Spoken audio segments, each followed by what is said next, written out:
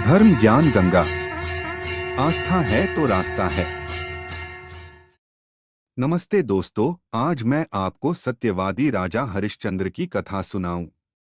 इस वीडियो की बनाने में बहुत मेहनत लगी है, तो प्लीज मेरे वीडियो को एक लाइक कर देना। अगर सत्य की चर्चा जब भी की जाती है, राजा हरिश्चंद्र का नाम जरूर लिया जाता है। राजा हरिश्चंद्र सच बोलने और वचन पालन के लिए प्रसिद्ध थे। उनकी प्रसिद्धि चारों ओर फैली थी। ऋषि विश्वामित्र ने राजा हरिश्चंद्र की प्रसिद्धि सुनी।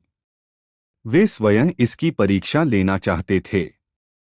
राजा हरिश्चंद्र हर हालत में केवल सत्य का ही साथ देते थे। अपनी इस निष्ठा की वजह से कई बार उन्हें बड़ी बड़ी परेशानियों का भी सामना करना पड़ा, लेकिन फिर भी उन्होंने किसी भी हाल में सत्य का साथ नहीं छोड़ा। वे एक बार जो प्रण ले लेते थे, उसे किसी भी कीमत पर पूरा करके ही छोड़ते थे। इनकी पत्नी का नाम तारा था और पुत्र का नाम रोहित। एक बार राजा हरिश्चंद्र ने सपना देखा कि उन्होंने अपना सारा राजपाट महर्षि विश्वामित्र जी को दान में दे दिया है।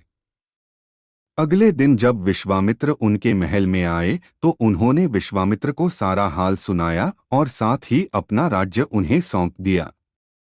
जाते जाते विश्वामित्र ने राजा हरिश्चंद्र से स्वर्ण मुद्राएं दान में मांगी।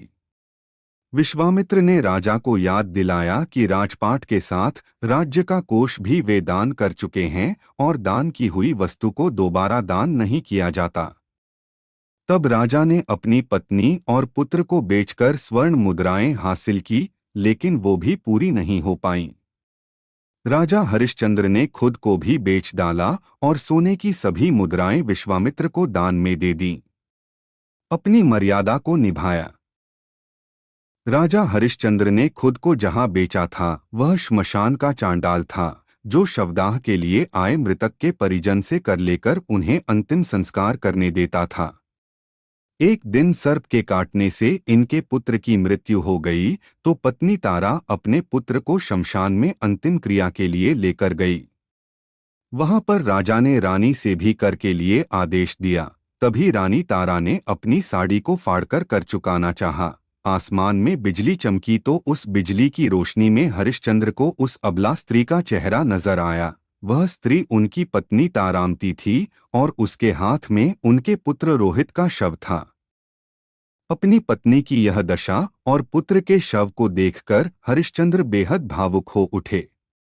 उस दिन उनका एकादशी का व्रत भी था और परिवार की इस हालत ने उन्हें हिलाकर रख दिया। उनकी आंखों में आंसू भरे थे, लेकिन फिर भी वह अपने कर्तव्य की रक्षा के लिए आतुर थे। भारी मन से उन्होंने अपनी पत्नी से कहा कि जिस सत्य की रक्षा के लिए उन्होंने अपना महल राजपाट तक त्याग दिया, स्वयं और अपने परिवार को बेच दिया, आज यह उसी सत्य की रक्षा की घड़ी है।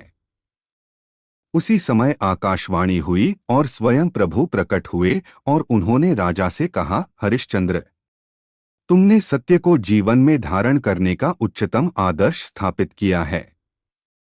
तुम्हारी कर्तव्यनिष्ठा महान है, तुम इतिहास में अमर रहोगे। हरिश्चंद्र ने कहा, अगर वाकई मेरी कर्तव्यनिष्ठा और सत्य के प्रति समर्पण सही है, तो कृपया इस स्त्री के पुत्र को जीवनदान दीजिए। इतने में ही रोहित जीवित हो उठा। प्रभु की अनुमति से विश्वामित्र जी ने भी राजा हरिश्चंद्र का राजपाट उन्हें वापस लौटा दिया गया। ऐसी ही और वीडियो देखने के लिए सब्सक्राइब करें धर्म ज्ञान गंगा को।